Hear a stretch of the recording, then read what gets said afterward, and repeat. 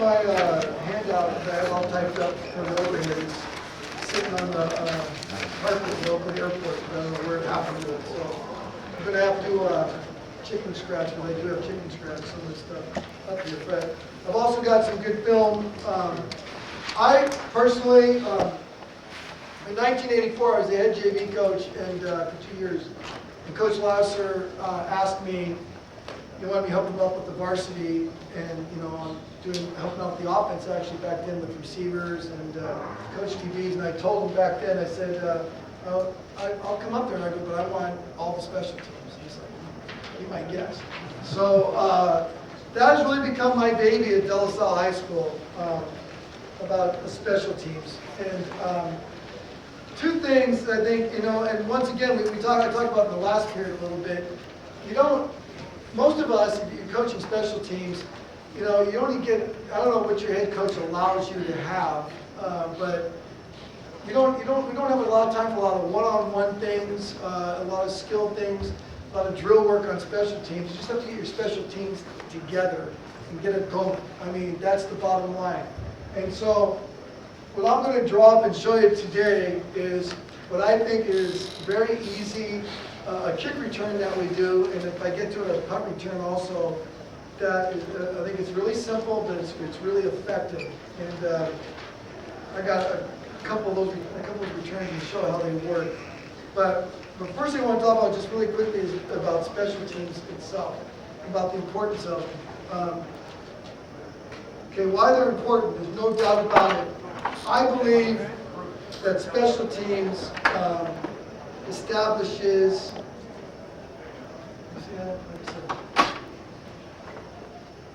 a hitting mentality for your team.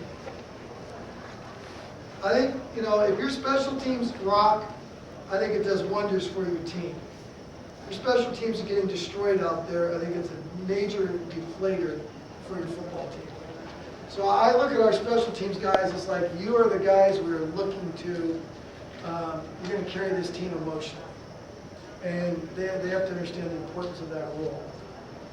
And once you establish that kind of tradition on your special teams, then you get the hitters that want to do it. That's the bottom line. And there's no doubt about it, success on special teams, means success for your offense and defense.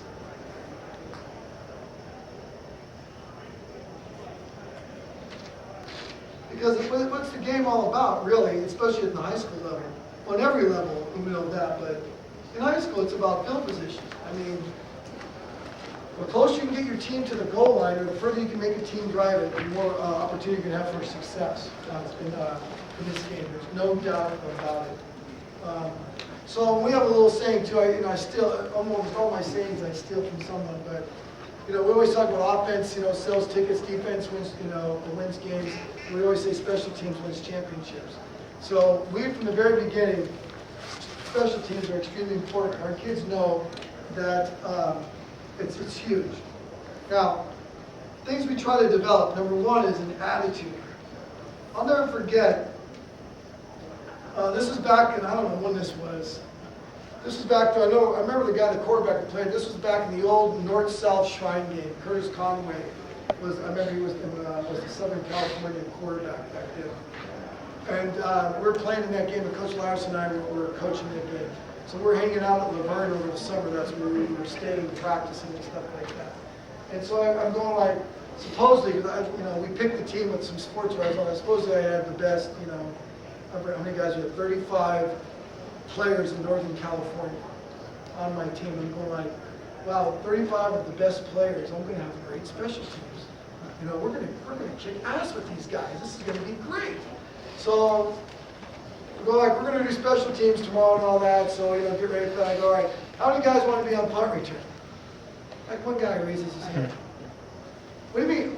No one's been about coach. I don't do special teams. It was like it was beyond them to do that. I mean, they've been starters, and they had not obviously been asked to be on special teams. So, you can't really coach attitude. It's difficult, but I think it can be developed. So that's what we go to do. We go to develop the attitude. There's no doubt about it.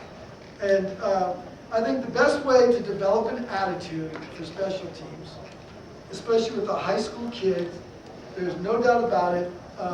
There's two things you got to do. Number one is you have to be serious about it. You can't just give it lip service. In other words, that means then you got to devote practice time to it. I mean, on a daily basis. For us, early in the season, we're practicing a special team 15 to 20 minutes every day. We're working on one special team. And then as the season progresses, we might be knocked down to 10 to 12 minutes. But, you know, I know a lot of teams. I know a lot of coaches that do they go through special teams the day before the game. Well, to me, that's fine, and that's your system. So I don't think that's taking it serious. You're on offense every day, you're on offense and defense, spend a lot of time on that. This is a major part of the game. There's no doubt about it. I mean, so much can go wrong on special teams. I mean, there's so many big plays. The biggest plays, you look at a box score every Saturday morning or Friday. I know some guys pull out Thursday games. Look at the box scores. See all the punt returns, the kick returns, the block punts. There's a lot of huge plays in special teams on the high school level. I think a lot of it has to do with one team taking it seriously and the other team not taking it seriously. So we look at our special teams, we see it. We see it as a weapon. I mean, we're going to look at ourselves, we're saying like, we expect, I mean, we take that attitude that we're going to score on special teams. That's the whole point why we run them. And it's our punt team and our kickoff team, which is the heart and soul of our special teams, which I'll get to. We expect them, you know, to make sure they never score. That's the whole concept. Never any big plays on special teams. When we're on defense and when we're got it on offense, punt return, kick return, we want to make something happen big time. So we preach that all the time. And another way I think to develop attitude is you got to have fun. And you have to have fun in a way that's comfortable for yourself. I mean, however you want to do it. You know, I myself, you know, I have my way of having fun. There isn't any other coach on the staff that can really has the personality to do it my way. And the way I have fun, I do one thing right off the bat. I read an article, God, it must have been like an 80 or something like that, talking about that they did psychological testing for players. And it was like, one of the questions was, what would you do if you saw your mother running with the football? And the player answered that I'd push her out of bounds, he played offense. The player said he'd tackle her, he played defense. The player said he'd rip her head off, he played special teams. So I hooked on to that. And so one of the things I do is I have an application form. And you know, a lot of guys write me, you know, they go, Coach, can you give me that application form? It's like, you know, that's fine, but it's not a secret or anything like that. It's just a form where, you know, we do one or two things. You know, one of them is your goals on the special team. What are your goals? What, you know, and the other one is, well, I actually went ahead of myself there. It's like, you know, what are you applying for? So they have to say what they're applying for, and I said that's every single one. So if you want to be on the hands team, you know, you have to apply for that. Everyone's got to apply with special teams want to. What are you applying for? And what are your goals for this team? And then I make a big deal about our kickoff team. The kickoff team is the elite. Those are the best of our special teams. And the guys understand, only special guys get on the kickoff team. And so, the other thing is, too, everyone's got to apply for this, too. I mean, if you want to be on special teams, if you don't apply, you can't be on. Because that tells me that they're not taking it seriously enough. So, the fun stuff is when we get to the kickoff things, I'll ask them things like, you know, are you, you know, just little things, you know, are you the truth? Why or why not? Do you like girls? What would you do if you saw your mother running with the football? That's always the last question. Some of the questions, the way they, you know, and it's all in fun. I tell them, you know, don't show this to your, you know, don't have it out in class. Don't anybody see this between me and you. Because some of the answers, what would you do if you saw your mother running with a football? If someone ever saw it, I'd probably get fired. So But I tell them, it's all in fun, and then you have to understand, there's got to be a comfort level for you about what goes on there. But the best one that was ever done, and I'll never forget it, because he's somewhat famous now in the sense of being in the NFL. He's played for linebacker for the Denver Broncos, was DJ Williams. And DJ Williams answered the question. He comes in one day, and he goes, "Here." I go, "What's this?" He goes, "Here's my application for special teams." He goes, "This is to answer the last question." I go, "What is this?" He goes, "Just watch it." So I go, "Okay." So we're in the coach's office, so I put the tape on, and there's DJ, and he's at a park. He's got like a couple of his cousins with him and all that. And DJ's mom had him really young, so she was young, good shape. She was a track athlete. She's like 35. And I look over and he's at this park, and he's in his shoulder pads and stuff, and he's got his mom dressed in football gear. She's got a helmet, she's got the shoulder pads and all that. And he's going like, "Okay." And she's going, "Now DJ," he gets to making this film. She goes, "Now you're not going to hit me, right?" And he goes, "No, I'm not going to hit you. This is just for fun. Don't worry about it." So watch this. He's out there, DJ. He goes, "No, just watch. It's great like that." So he's got the film on, and he's got his little cousins there, and he's got this music roll. I forget what it was. And he kicks the ball, and now he puts it in slow motion, so the ball's rolling. And it cuts to his mom catching the ball. You have to understand, DJ Williams in high school was still a man-child. He was 6'1", 230. He was cut. You couldn't believe it. I mean, you look at him and go like, I just can't believe that God could create something like this. So his mom catches the ball, and he goes to fast speed, and he runs in there and just lays her out, full speed, just dives into her and just knocks her head off, And I'm going like, and his mom gets up and starts shaking. "I told you not to hit me," and all that. And she's running, and he's like laughing, "Ah!" And I'm going, "Did you just hit your mother?" "Yeah, isn't that great?" And I'm like, "I'm gonna get fired for that. Are you nuts?" And so I had to call his mom up. "Sherry, I'm so sorry." And, she's like, "Oh, it's all in fun." But she had back pain for like 5 years. But I mean, that was the all-timer. And then everyone says, "Where's that tape?" I go, "I threw that out. I didn't want any tape for that. No one knows what tape. I know nothing about it." So she supposedly still has a copy. I think she's waiting for the highest bidder at the right time. So it might pop out Super Bowl Sunday if he gets there or something like that. But, that was something else. Something else that we do too. Some of you might say it's hokey, whatever, but I'm telling you, they're kids and they love this stuff. So we have a song that the kickoff team. We have a song we play before every game.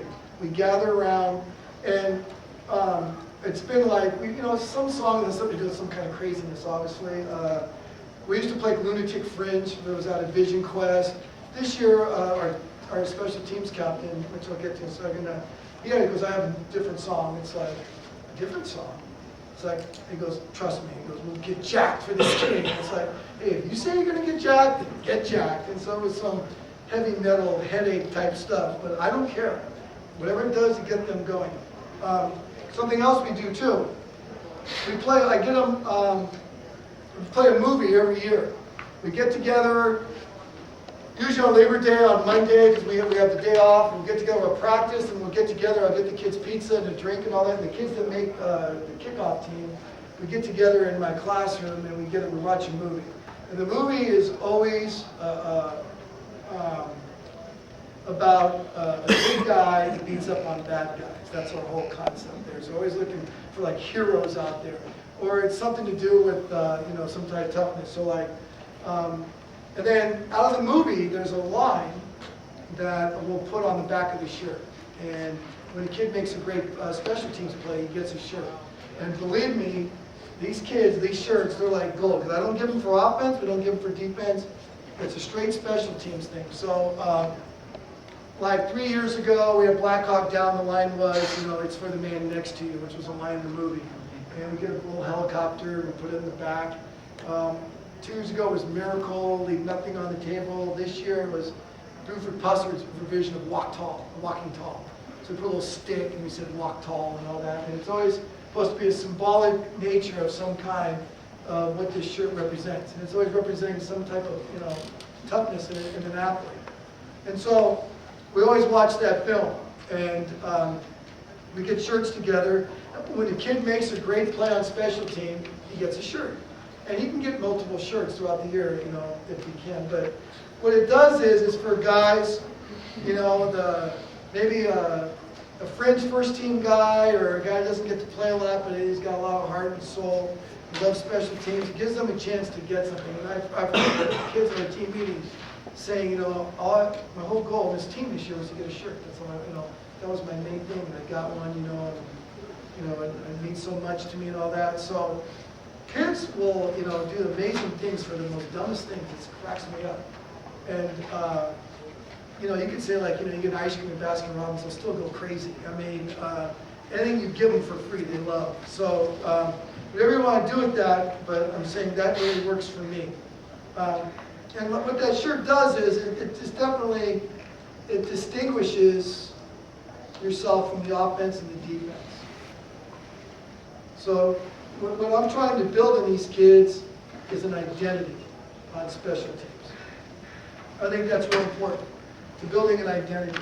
And one thing about this too, on our special teams, like I said, you have to apply for it and all that.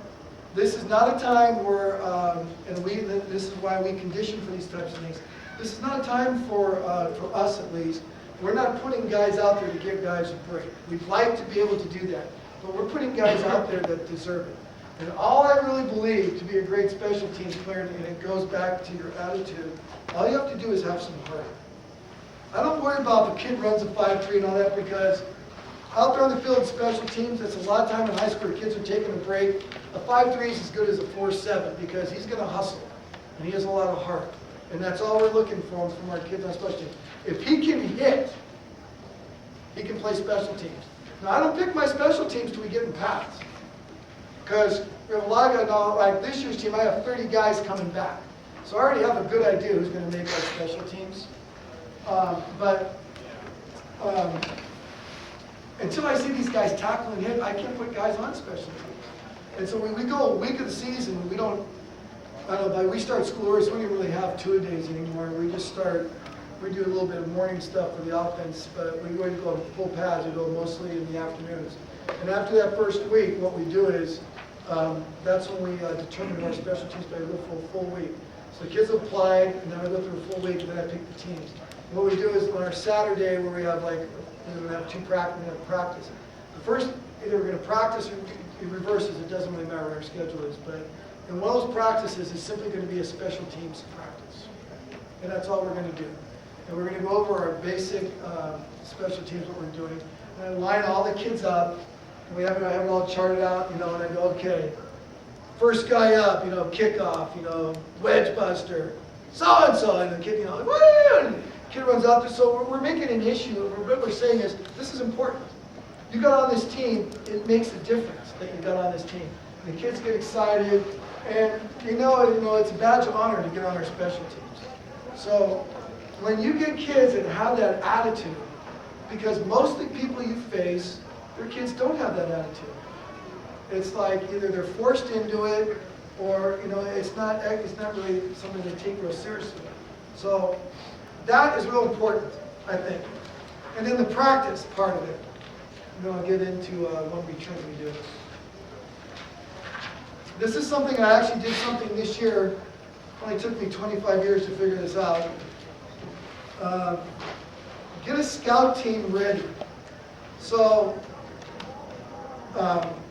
ahead of time, so to save time.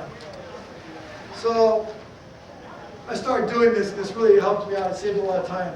I know if you do special teams, it's like, let's go get a jersey. Who's going out there? Now, I just put on. I don't know. Usually, everyone's got some kind of board in their locker room, for scheduling and all that. I draw up the special team, like the punt formation, and I put a kid's name by each position.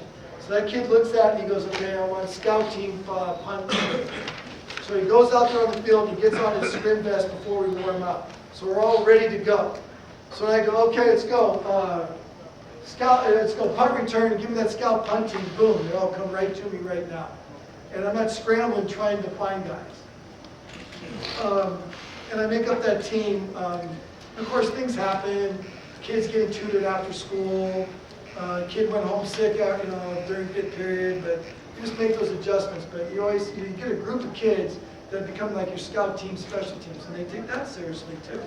And I always tell them, if you're not on a special team, but you show me that you can, you belong out there. We'll know it by the way you play on scout team, on defense or offense, and the way you play scout team, special teams, you get an idea what it's about. So it's good competition.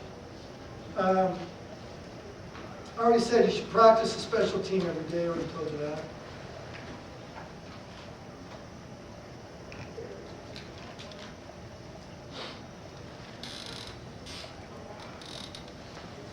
This is really important too. You have to practice. You must practice game situations. You don't want to be caught doing a special team at a timeout. In other words, then, you're up 20-17. There's 8 seconds left. There's 7 seconds left. You're on your own 10-yard line, and you decide, I'm going to need to take a safety. You have to practice that with your kids. You can't, I'm telling you, you call a huddle, and say, okay, we're going to take a safety, and you got the 1 minute to explain this whole process to them. It's too late. And you never know what they might do. There was a kid one time I watched a video where they did the exact same thing. He ran the end zone, and the horn sounded, and he threw the ball up in the air like the game was over. Other team caught it, touchdown, we lost. So you have to go over everything with them, exactly what you want them to do. The safety from the 10-yard line in, safety from we're punting from the 25-yard line in. What you're going to do. You got to talk to your punter. You do not get tackled when you take a safety. You understand? I don't want them hitting you. So you have guys rush and you have them run around. I don't have time. Sometimes some guys put the clock up and they do it on the scoreboard. If you got guys to run that and do that, that's great. Sometimes you just get the stopwatch and just count it out and do it like that. Whatever the situation is, you have to explain to them. You have to explain. This one happened to me this year, and that's pretty good on 1-2C. That was good. Right. This one happened to me against Mission Viejo. I thought about it. I was like, I think I probably told him about it.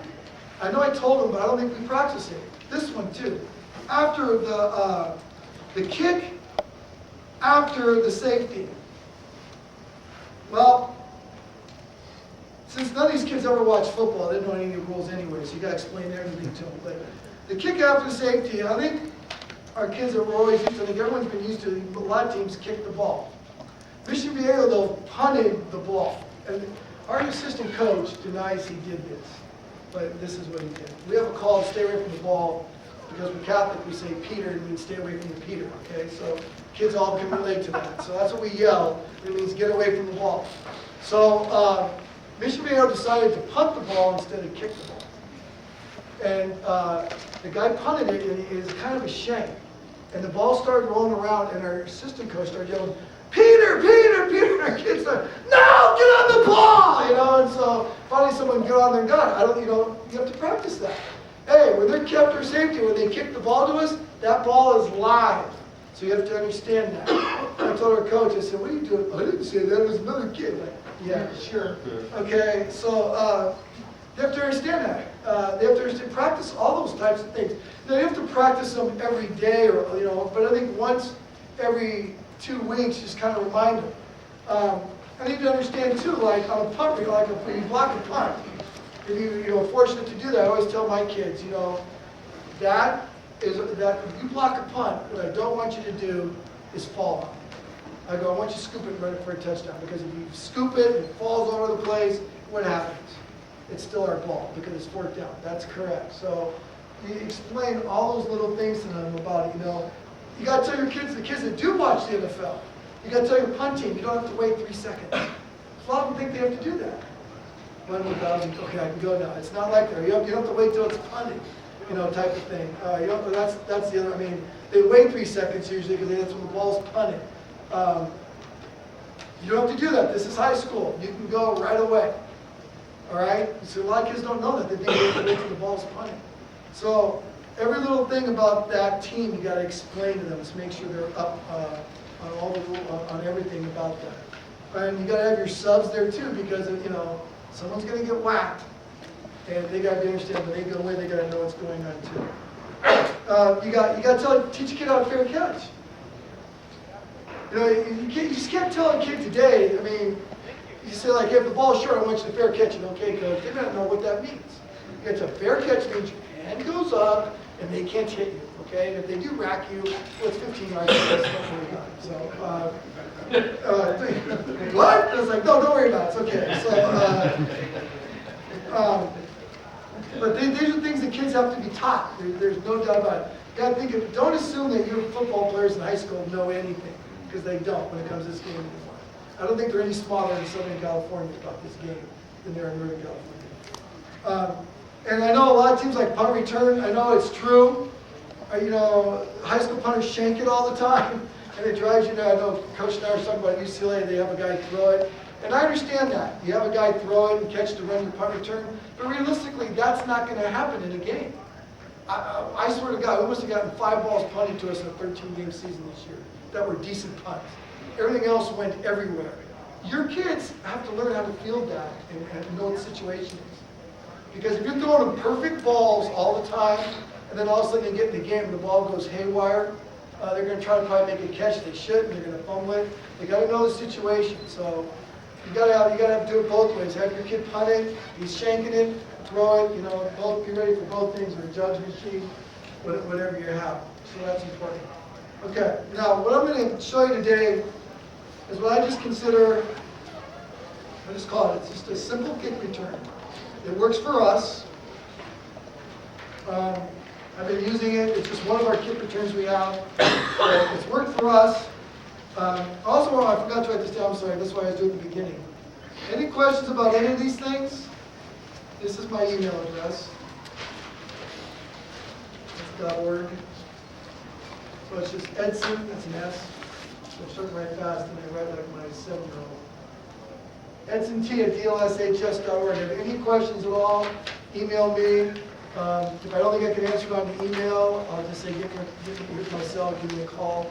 I love talking special teams with anybody, and you know, we're all here, like I said in my last session, we're all here for one reason, help kids. So I don't think that's kind of what we do. So this is just return left or right, it doesn't matter. It's basically the same premise. And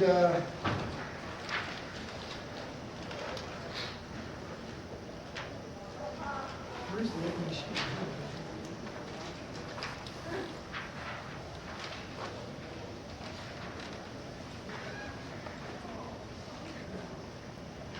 There it is.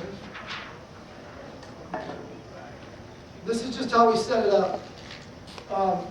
These guys, of course, are at, these front guys have to understand, once again, ball has to travel 10 yards for it to be live. That talk to them about if they do try to do an onside kick on you, and if it takes a good hop and you can get it at 8 yards, don't wait, go get it to get the good hop. Make sure you don't run until the ball's kicked. A lot of kids like to get a head start. But they're lined up there. We have 4 linemen here. Now these guys are usually either linemen with good feet, or they're going to be linebackers, or some tough running back they can block. You got to have some speed though. You can't put a slow-footed guy on this back ledge. We're at the, I'm sorry, they're at the 25. And that's normally thinking that the guy's going to kick it to around the 10. If you think he's going to kick it down to the end zone, like 2 or 3, then you might back him about 5 yards on that. And they're going basically, the front guys are about, basically, we have them about 7 to 10 yards from the sideline, and from that point on, they're about 7 yards apart. So the front 5 guys here, they're about 7 to 9 yards, and then we just go about 7 yards. They spread out, so they're covering that front, the whole front part there of the field. This guy's about 7 to 8 yards from the sidelines. These end guys. And these guys are from hash mark to hash mark. So he's going to be like 5 to 7 yards in between, and they don't cross the hash marks. And we put those 2 guys right, about 5 to 8 yards inside the hash mark. And that's how we're going to start it off. Okay.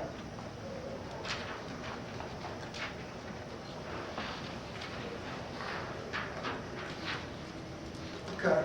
Now, the next thing we're going to do is, this is what the front wall guys are going to try to do. They're going to try to, I take the front guy there, if we're going to go kick return left, he's going to lead it, unless the ball is kicked all the way to the other side. If it's kicked to the other side, like over here, then number 2 here is going to lead it this way. He's going to follow him. And as soon as the ball's kicked, you tell me, I'll let you step in, left foot out, turn and go right down the hash mark, or find the hash mark. And I tell them, I want them right about 7 yards outside shoulder of the first guy on the wedge. And then everyone tries to follow in place. Now, I know a lot of different guys, they like to go man on man, number up guys and stuff like that. I don't try to do that with them. We have so many different kickoffs, and like I said, it's a time thing also, trying to work it all the time. So I try to keep it really simple. That's why I'm saying this is a simple return. You can work on it and it can be really effective. Okay, so what they're going to do is, they're all going to, like I said, they're going to try to form kind of, this guy here never really gets to the wall like that. So I tell him, if you see someone he can block out this way, this guy can run down. If you see someone coming and you can hit him out that way, that's fine. Because it's too hard for you to try to get to the wall in that sense. Okay? Now, with the back wedge here, what we're trying to do is, this is the concept. I don't want to get my pen here.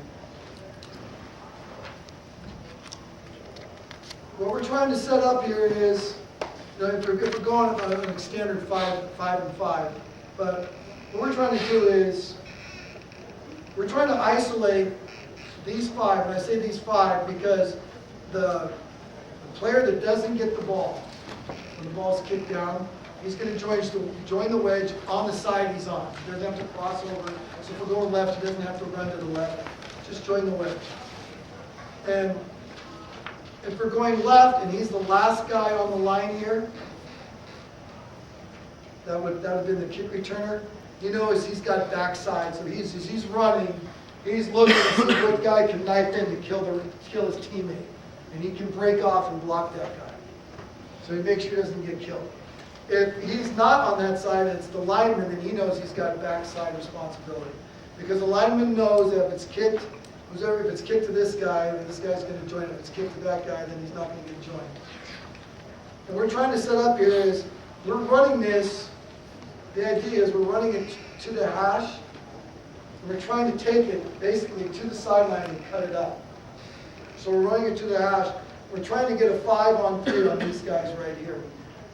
And we're trying to get these guys, like I said, just to kick out anybody from the wedge. We're trying to blow up, we're trying to open up a gap like that. Now, the way this works, the way it doesn't work is, first of all, is with these knuckleheads, they cross too much. And I try to tell them, don't try to cross the goalpost as a landmark. They always do. So it's okay, they see bodies and they're going to cross. But I don't want them running all the way across the field because we're going, like I said, this specific area right here, the hash mark, right to the hash mark, between the hash mark and the sidelines, right here. So I try to tell them, as you get there, try to check up like that and hit the first guy you see. What gets screwed up sometimes is these guys run down too far, they time it wrong, and these knuckleheads run into our wedge and take our own guys out. And so you want to put someone on the end that's got some brains. I had a guy on the end, I thought he was smart, until one day we were doing a punt return when she was on, and we told him, we said, we have nobody out there, we have no blockers. He said, okay, look, we're just running the skeleton. So he was a rusher up the nose guard. He said, we're going to snap the ball. He's going to, coach, this guy's going to punt it, who's our coach, and you guys are going to run the return. Do not block the punt. You guys understand we're just running skeleton. Okay, no blockers in front of him. We snap the ball, he runs in and blocks it. I said, what did I just tell you? Not to block it? Okay. You're off of the Eddison guide now, okay? That's it for you. So, get someone that'll follow directions, as hard as that may seem. to run that first guy down. Because he's got to understand he's got to check on the outside shoulder and check up to get out of these wedge guys' ways. Now, for this to be effective, these guys right here, they got to run full speed. They have to understand that. And it's got to be, whatever you see, hit it and just keep going or block it. Don't pass guys up. That's the first rule. And the second rule is, if you have nobody to block, keep running. Because you're getting the returner's way if you slow up. So a lot of times, what it does, when it works really well, and we don't get a lot of balls kicked to us anymore because of our returns. We've had some great returns. I mean, I don't know if you guys saw the UCLA one. Coach Snyder showing Maurice Drew returning punts. Well, he was on our team at one point, and believe me, I've seen enough of those. It got to the point it was ridiculous. And you kick the ball, and it's like, one of our coaches used to do this. It's like they kicked the ball off, and his son was the block guy. He said, "Hey, PAT, get ready." I mean, as soon as they kicked it to him, I mean, it was like that. I mean, and Reese was just that good. So, but the idea is you get guys crossing. It's like this kind of action, and it gets players to hesitate, and that's how you get holes. And that's the idea. So there have been times when this has gone for a touchdown. We've made like one block or two blocks. But just natural running lane get open if these guys do what they're supposed to do and they're running full speed. And when it's run right, it works out. It works really well. So I have some film on this. Outside guys trying to get outside the hash. What's that? Trying to get inside guys outside the hash. Not really. No, we're aiming towards the hash. Like we're aiming towards the hash, right? Like a 45-degree angle, hash to sideline. So that's what we're not thinking straight up. We're thinking angle. And, and like all kids, I mean, I'm going to show you that we're going to do a lot of things wrong. I mean, if you get enough of it right, it works. What I have here, the first one is our first game. We played against Clovis West. Had a pretty good defense, and we got first time we've been shut out since 1979. So we came in our first home game against Salle High School. This was the opening kickoff. And I'm going to give you, this is going to be a side view. And I got one against Mission Bay. We have the end zone camera to actually show it correctly, so it's kind of nice.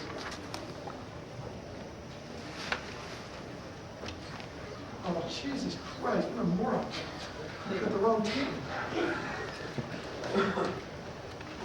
That was for my defensive top that never got to those and didn't work. Okay, hold on, let me play here.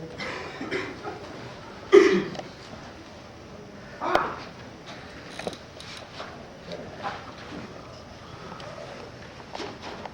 Gotta be able to call yourself a knucklehead every once in a while. Okay, here we go.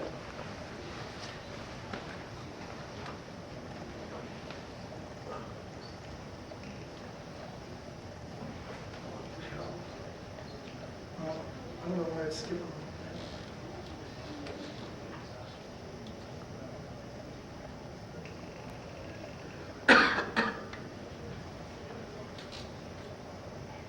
I don't want it to skip like that, but you see right there, I'll show you these linemen over here in a second.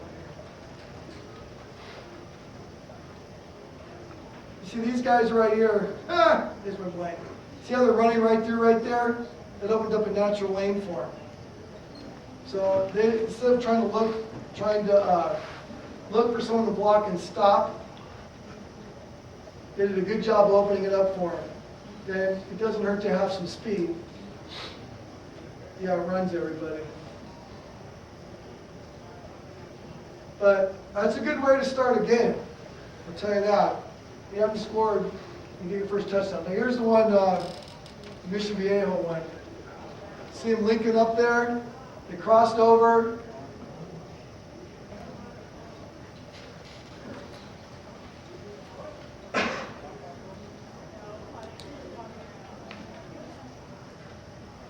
Number 26 should have been on that outside kid's shoulder right there. Just to let him know he was there. Right. He should have been outside right there. See how he kind of was behind that guy right there, the lineman? That's not really what you want. These guys do a good job They take off. See, 55 doesn't get in his way. Now, there's an example of this was a return left, but like all, good athletes, it's like, I think it's, I'll show it to you again, but I think it's important, let athletes be athletes. If it's return left, and he goes through, he sees a hole to the right, by all means, go to the right. I don't never get mad at the kids for making decisions like that. It's like, I told you to go left. It's like, that's the way I was taught. I never understood that. It's like, yes, but this was open there. I don't care. It's like, okay, whatever. Your front people are just running the hash, turning, and Yeah, running straight ahead and just knocking the crap out of whoever. Yeah, that's the concept. Yeah. Okay. Yeah.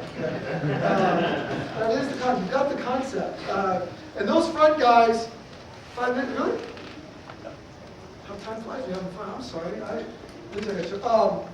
The front guys, they're usually linebackers, DBs that aren't afraid to hit. So I like to have them to have some speed, but they don't have to. But they're like undersized linemen, which we have a ton of at De La Salle High School. They're undersized linemen that can run, and that's what we put there. So they're right there. They're coming down. See where he checks up? That's not bad. He kind of crossed over a little bit too much, but it ended up working because he returned it right. So sometimes you get a little lucky.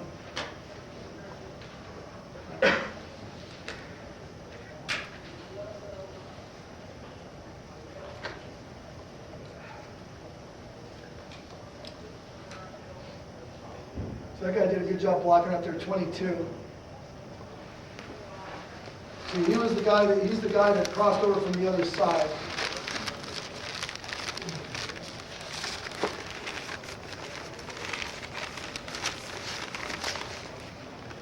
So this guy right here, that's the guy's crossing over. Boom, does a good job. Takes the guy all the way out. And that's a great job. So, it's nice to start a drive at the 35-yard line.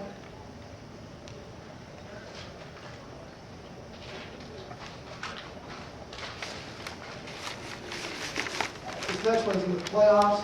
This is just a middle return, but still the same concept with our back wedge in the sense of running through. Everyone just keeps running. Get out of his way. People are scrambling for blocks. 26 does a good job. This is just what I'm talking about. I'm just kind of showing this for a sense of attitude out. Our kids, they understand on special teams, it's not about making one block, it's about making multiple blocks. It's about never quitting.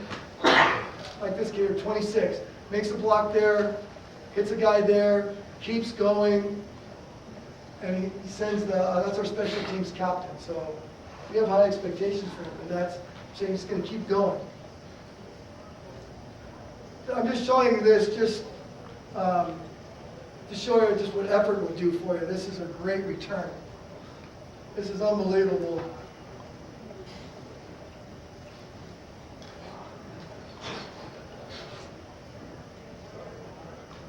So this was definitely one of the, we hadn't seen a return like this since Maurice was actually playing for us. He's the last kid to return something like this, but actually 31 right there, he got in big trouble because he's just watching the whole time. We made him for the rest of that week. Every time we ran a play away from him, he was our corner. I made him run after everybody, touch him. Don't worry about it. This is right here. Now this, I'm just going to show you. So I got one more player. This guy ended up winning our special teams player of the year. And I want you to understand, we vote on a special teams captain. I pick him. And we have an award, special teams player of the year, that the kids vote for. They voted for this kid. And this play is a microcosm of why he got it. He was a kid, about 5'10", 180 pounds. He was trying to get De La Salle for 2 years. Finally got in the middle of summer. And we just kind of lost of what he had to do out there. But he could hit. And you talk about attitude that you need for a special teams player. This was like, kids would just, you tell me this is not going to jack up your team. Hold on a second here.